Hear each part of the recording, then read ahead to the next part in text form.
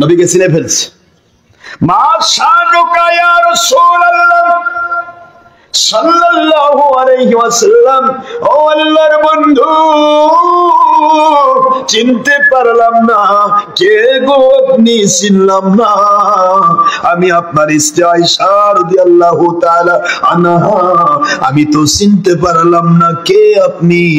আমার ঘরে আমি, দেখেন সহিহ দাইলামির হাদিস, এগুলো স্পষ্ট সহিহ ফেরদাউসের দাইলামি, আমার ঘরে আমি কাপড় সেলাই করতেছিলাম, অন্ধকার রজনীতে তেল দিয়ে বাতি জ্বালায়া বাতির উপরে বাতি রেখে আমি কাপড় সেলাই করতেছিলাম। হঠাৎ করে তেল ফুরে গেল। কি ফুরে গেল? তেল ফুরে গেল, আমার বাতিটা নিভে গেল গো রাসূল সাল্লাল্লাহু আলাইহি ওয়াসাল্লাম। অন্ধকারের ভিতরে আমি ছোট মানুষ আয়েশা রাদিয়াল্লাহু তাআলা আনহা, আমি অন্ধকারের ভিতরে পড়ে গেলাম। মনের ভিতরে ভয়, অন্ধকার। আমার বয়স তখন 10 থেকে 12 বছর। হুজুরের বাড়িতে এসেছি 9 বছরে। সুবহানাল্লাহ।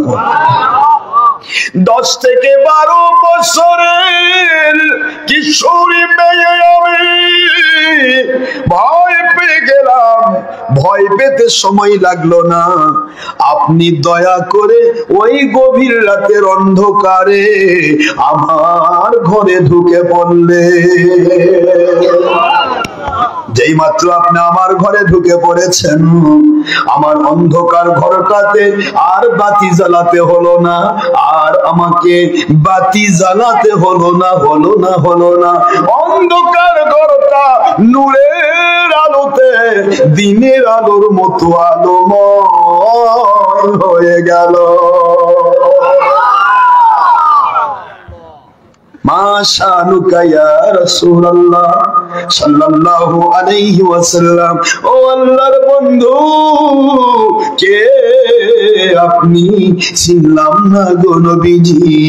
মানুষ আসলো আপনার কাছে আতুর নিতে, মানুষ আসলো আপনার কাছে আতুর নিতে, আপনি আতুর না দিয়ে নিজের শরীর মোবারকের পসিনা মোবারক, ঘাম মোবারক দিয়ে আতুরের শিশিটা ভরিয়ে দিলেন। গোটা বিবাহের বাড়ি আতুরে আতর মহল হয়ে গেল। নবীজি মা শানুকা ইয়া রাসূলুল্লাহ, মা শানুকা ইয়া রাসূলুল্লাহ। সুবহানাল্লাহ। নবীজি সাল্লাল্লাহু আলাইহি ওয়াসাল্লাম, আপনার শান আমি বুঝলাম না, জীবন ভর আমি সংসার করলাম, আপনার শান আমি বুঝলাম না। রাতের অন্ধকারে অসুস্থতার কারণে জীবনে কোনোদিন আপনি পেশাব মোবারক কোনোদিন দেখি নাই। যেখানেই পেশাব করেছেন মুহূর্তের মধ্যে মাটি খেয়ে ফেলেছে। পেশাব পায়খানা মোবারকের জায়গা থেকে মেসকো আম্বরের ঘ্রাণ বের হতে থাকে।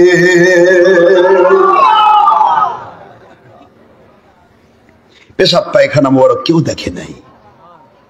একটি দিন আপনি অসুস্থতার কারণে আপনি পেশাব মোবারক একটা বাটির ভিতরে রেখে দিলেন। গৃহ পরিচারিকা বুঝতে পারে নাই।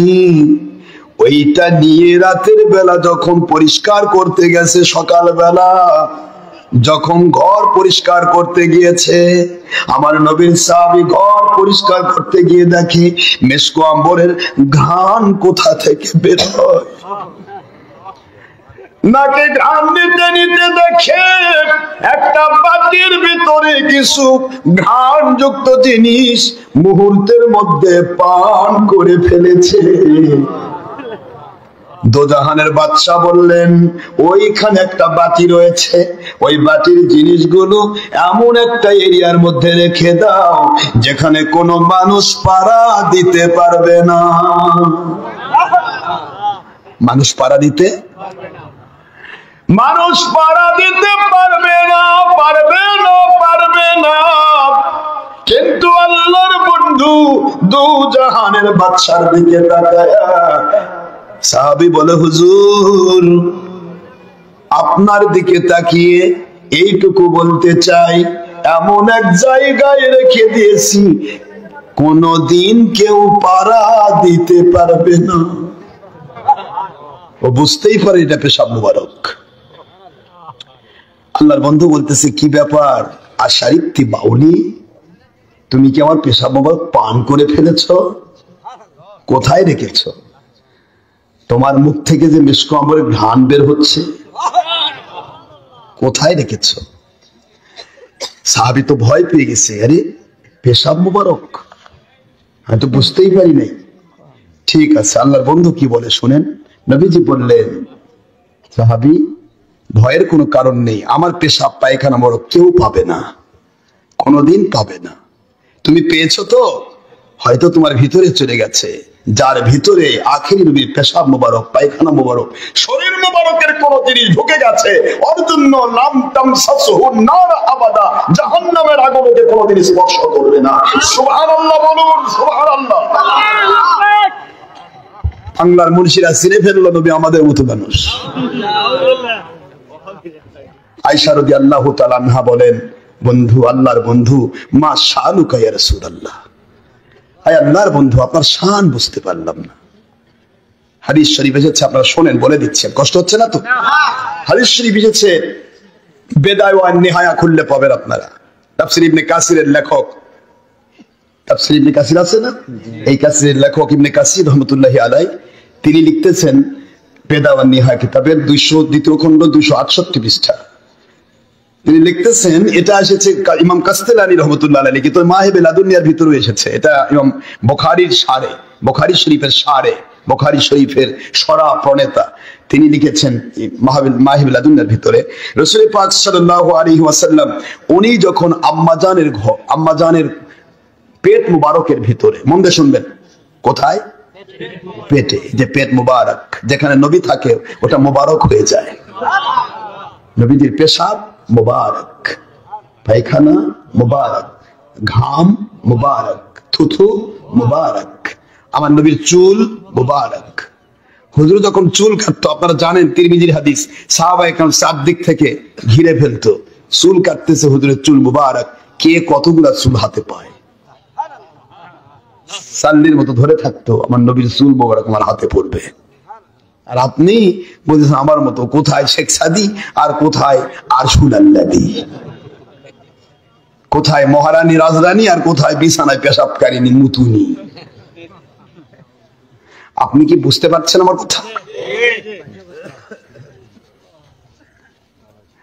আমিনা আলাইহিস সালাম বলেন, হযরত আমিনা আলাইহিস সালাম বলেন, আমার নবী যখন আমার পেটে, নবীর মা বলে জাহান্নামী,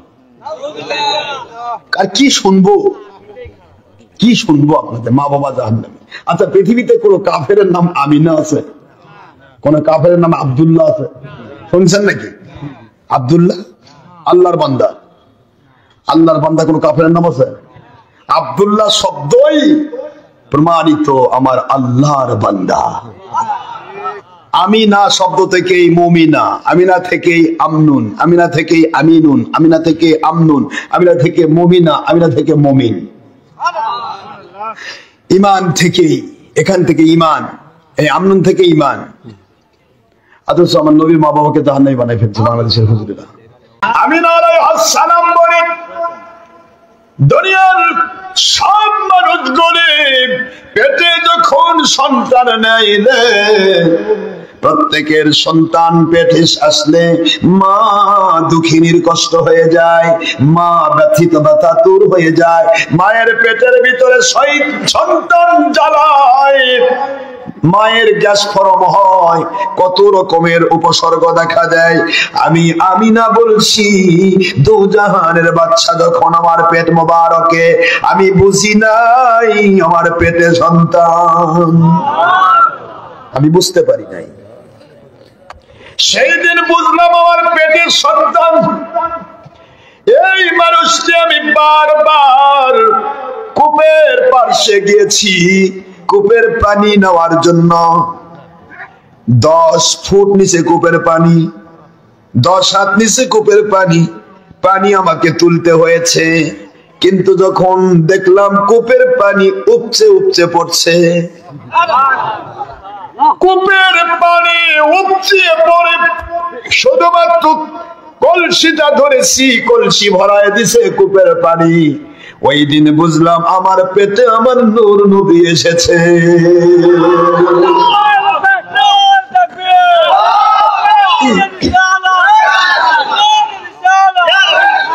বাবা আব্বা কষ্ট হচ্ছে আপনাদের?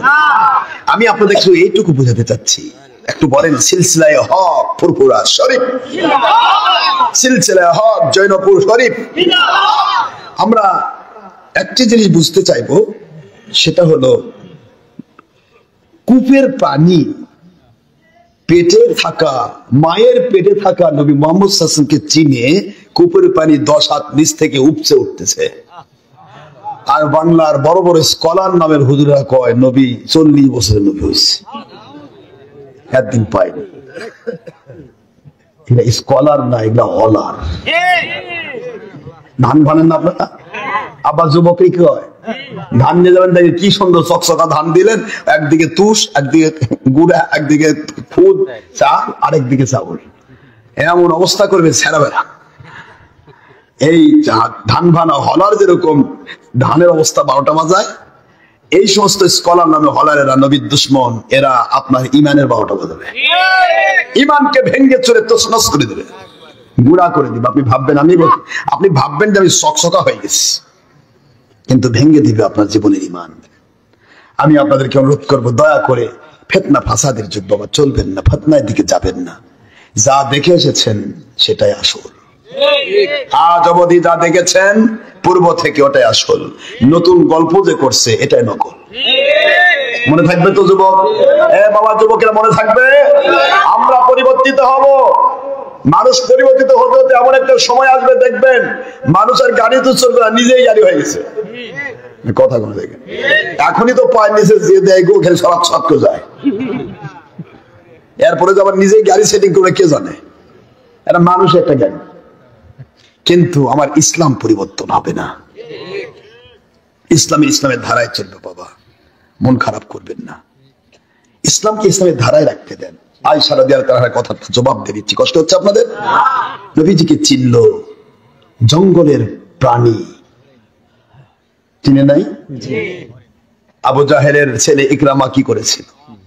আবু জাহেল বলতেছে, ইকরামা তুমি মুহাম্মদ সাল্লাল্লাহু আলাইহি ওয়াসাল্লামের বিরুদ্ধে আইন করলে, মুহাম্মদ সাল্লাল্লাহু আলাইহি ওয়াসাল্লামকে যে ভালোবাসবে তার শাস্তি মৃত্যুদণ্ড, হ্যাঁ, আর তুমি এসে তার সাথে কোলাকুলি করতেছ, ব্যাপার কি? আমার নবীজিকে যে দেখে ভালো না বেশে পারে না, হুজুরের চেহারা মোবারক দেখলে মানুষ পাগল হয়ে যায়।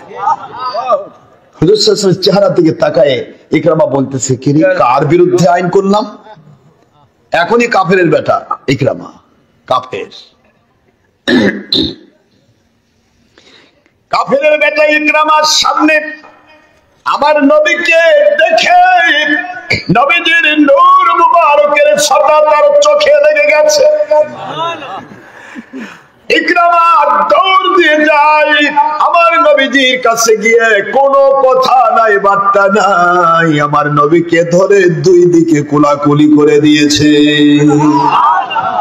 যে মাত্র কোলাকুলি করে দিয়েছে, আমার আল্লাহ পাক আইন করে দিন, বন্ধু টেনশন করবেন না, দেখেন আপনি কি ঘটাবো আমি। ওরা আইন করলো আপনার বিরুদ্ধে, আপনি আপনাকে যে ভালোবাসবে তার শাস্তি মৃত্যুদণ্ড, এইটা ওরা আইন করেছে। আর আমি আইন করে রাখলাম, কুল ইন কুনতুম তুহিব্বুনাল্লাহ ফাত্তাবিউনি ইউহিব্বুকুমুল্লাহ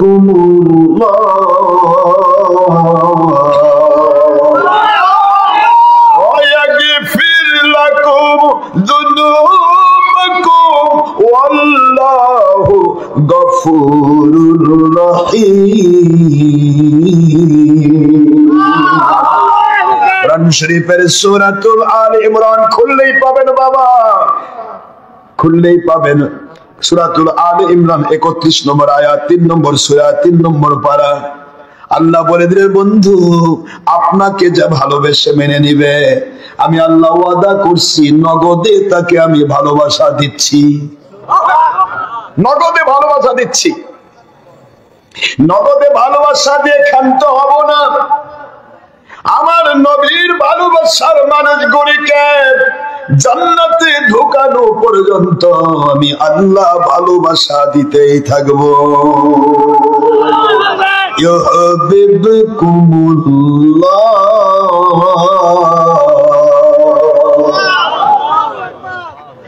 যদি কেউ আপনাকে ভালোবেসে মেনে নেয়, তাহলে মনে রেখে দিবেন সে আমি আল্লাহকে ভালোবেসে মেনে নিয়েছে।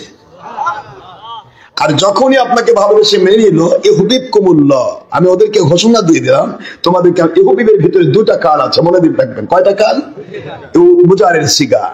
ইউহিব অর্থাৎ তোমাকে ভালোবাসা দিচ্ছি নগদে, present, and future, and future, ভবিষ্যতে তুমি জান্নাতে ঢোকা পর্যন্ত আমি আল্লাহ তোমাকে ভালোবাসা দিতেই থাকবো। কেমন ভালোবাসা দেব? তোমাকে যদি আমি ভালোবাসা দিতে চাই, তাহলে তোমার গুনাহ থাকা চলবে না। কিন্তু গুনাহ তো হয়ে যাবে, কারণ শয়তান তো পিছে লেগে আছে। এখন কি হবে? ওয়ায়াগফির লাকুম, বলেন, ওয়ায়াগফির লাকুম যুনুবাকুম ওয়াল্লাহু গফুরুর রহিম।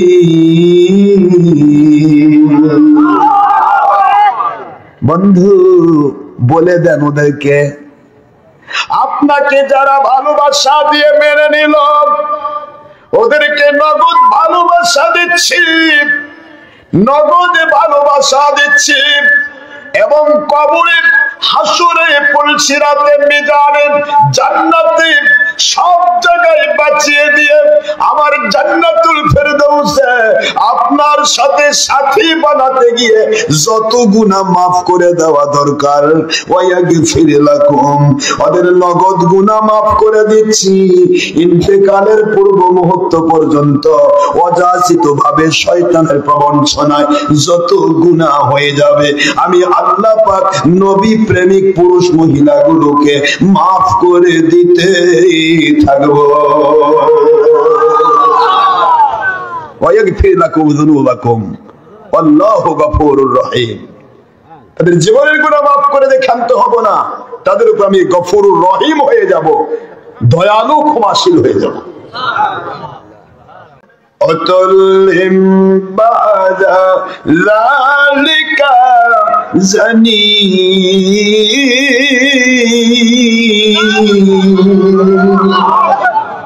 নবী গো, যেইটার জন্মের ভিতরে দোষ, ও আপনাকে চিনবে না, আপনার বিরুদ্ধাচরণ করবে, আপনার দুশ্মনী করবে। কষ্ট হচ্ছে আপনাদের? রাগ হয়ে যাচ্ছেন? হ্যাঁ, আরেকটু বলবো, ছোট্ট একটা কাসিদা পড়ে নেই, আমরা তো মালিকের গোলাম। একটু কাসিদা পড়বো। আমার এই জীবনে আপনি নিয়ামতে ভরে দিয়েছে,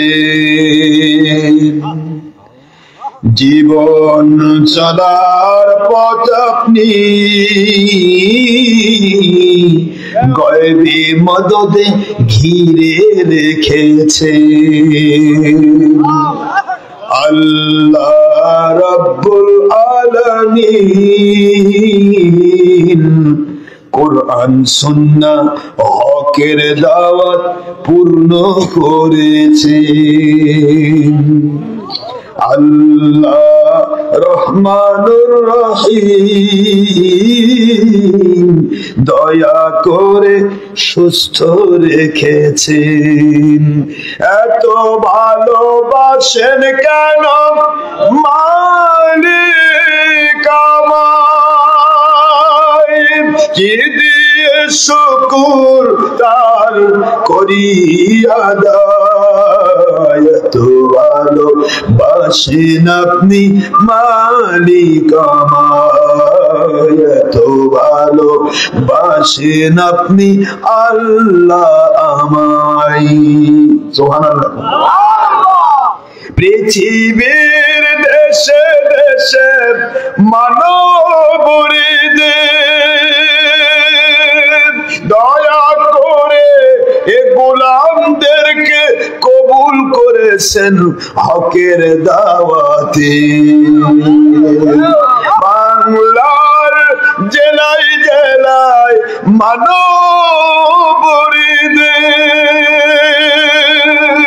দয়া করে এ নাসিস গোলামদেরকে কবুল করেছেন হকের দাওয়াতে। তৌফিকে আপনার নিয়ামত বেশুমার, তৌফিকে আপনার রহমত বেশুমার। পেয়ে নুয়ে পরে মাথা সেজদায়, পেয়ে নুয়ে পরে মন সেজদায়। এত ভালো বাসেন কেন মালিক আমায়, এত ভালো বাসেন কেন আল্লাহ আমায়। এ ব্যাপারে আমার কোনো যোগ্যতাই নাই, এ ব্যাপারে আমার কোনো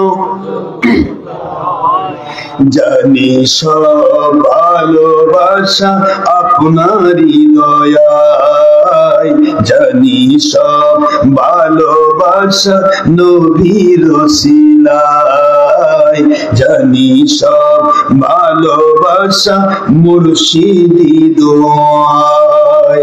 এত ভালোবাসেন কেন মালিক আমায়, কি করে শুকুর তার করি আদায়। এত ভালো বাসেন আপনি মালিক আমায়, এত ভালো। সুবহানাল্লাহ, আলহামদুলিল্লাহ, সুবহানাল্লাহ, আলহামদুলিল্লাহ, বলুন সুবহানাল্লাহ, আলহামদুলিল্লাহ। আল্লাহু আকবার, আল্লাহু আকবার, আল্লাহু আকবার, লা ইলাহা ইল্লাল্লাহ মুহাম্মাদুর রাসূলুল্লাহ সাল্লাল্লাহু আলাইহি ওয়াসাল্লাম। লা ইলাহা ইল্লাল্লাহ মুহাম্মাদুর রাসূলুল্লাহ সাল্লাল্লাহু আলাইহি ওয়াসাল্লাম। লা ইলাহা ইল্লাল্লাহ মুহাম্মাদুর রাসূলুল্লাহ সাল্লাল্লাহু আলাইহি ওয়াসাল্লাম।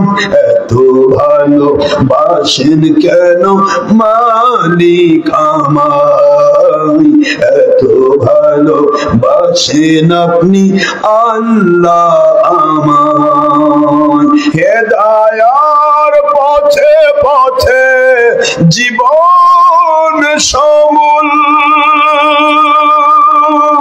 বক্তা শ্রোতা আয়োজনকারী এলাকাবাসী রঘু কদমার সকল পুরুষ মহিলার জীবন করুন কবুল। আমিন, আল্লাহুম্মা আমিন। হেদায়ার সকল পথে আমাদের জীবন সমূল, বক্তা শ্রোতা আয়োজনকারী পুরুষ মহিলা সকলের জীবন করুন কবুল। আলহামদুলিল্লাহ, আল্লাহুম্মা আমিন বলেন। বক্তা শ্রোতা আয়োজনকারী এলাকাবাসী সবার জীবন করুন কবুল।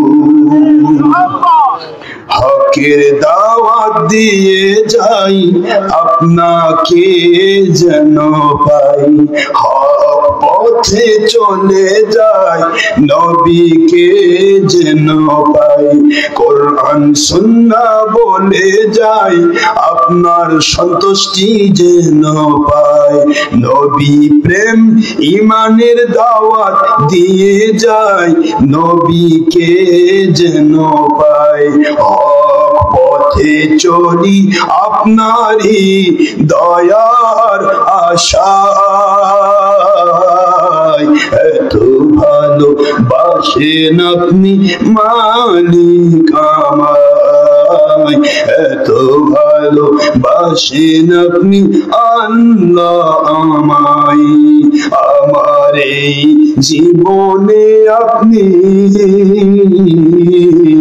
নিয়ামতে ভরে দিয়েছে বুকের দ্বারা জি আপনি কোরআন সুন্নাহর হক মত ভরে দিয়েছেন এত ভালোবাসেন কেন মালিক আমায় কি করে শুকর তার করি আদায় এত ভালোবাসেন কেন মালিক আমায় এত ভালোবাসেন কেন আল্লাহ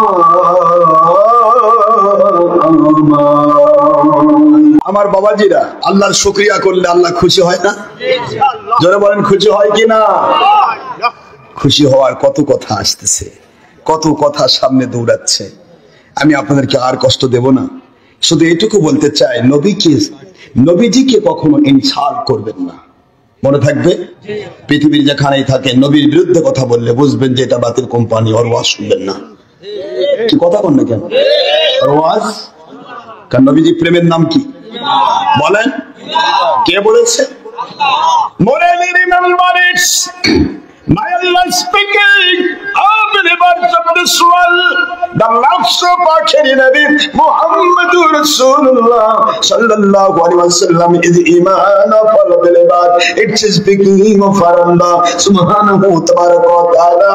Ayat Sharif number 6 in Surah Al-Ahzab at the part of 21, Surah number 33 Quran Sharif Madaniya. Man speaking, oh believers of this world, nobody can be believers until love by Akhiri Nabi Muhammadur Rasulullah sallallahu alaihi wasallam from our life. It's speaking of our Allah. My Allah speaking, oh believers of this world, oh Muslims of this world, nobody can be believers until was love by Akhiri Nabi Muhammad sallallahu alaihi wasallam and his one wife will must mothers of our believers. It's speaking of our Allah. An-Nabiyyu awla bil mu'minin من أنفسهم وأزواجه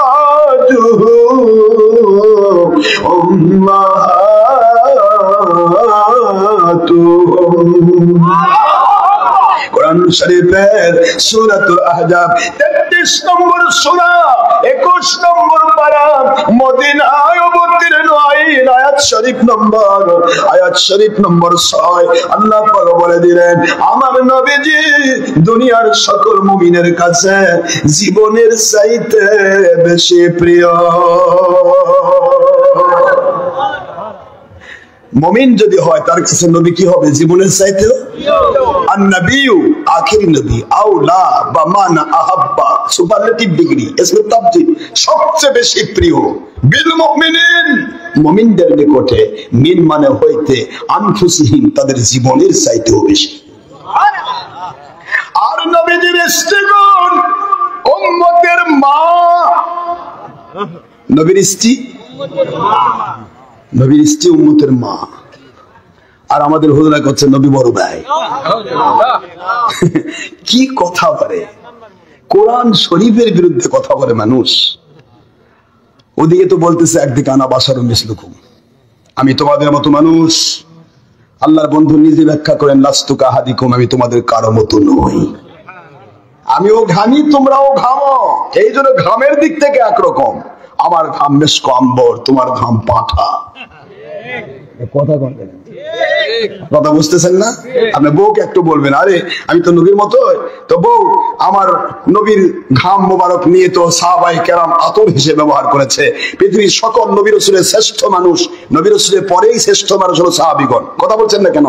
তো নবী রাসূলের পরে শ্রেষ্ঠ মানুষ সাহাবীগণ, তারা যখন নবীজির ঘাম মোবারক নিয়ে গায়ে মাখলো, তো তুমি একটু আমার ঘাম মাখতে পারো না? বউ বলবে পাঠার গন্ধ ফেল, তাই আমি গায়ে মাখবো? আর 22 বার সাবান দেবে। কথা বলছেন না কেন? নবী আমাদের মতো হয়ে গেল না? আয়েশা রাদিয়াল্লাহু বলেন, বলছে কষ্ট হচ্ছে আপনাদের? বলে দিচ্ছি, আমি আপনাদের কাছে কত কথা এসে ভিড় জমায়, সময় তো পাই না। আপনারা ভাবতেছেন যে হুজুর মতো কখন ছাড়ে, বলে একটু দৃশ্য পান। আল্লাহুম্মা